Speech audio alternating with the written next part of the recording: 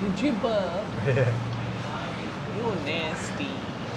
Hey, in Japan, it's a sign of respect or I appreciate your food. Really? Yeah, apparently. Sounds That's what very I've heard. disrespectful to burp. Like if you burp means you've had a good meal. Is that Japanese culture? Or some other one that you missed? I don't know. I just hear these things.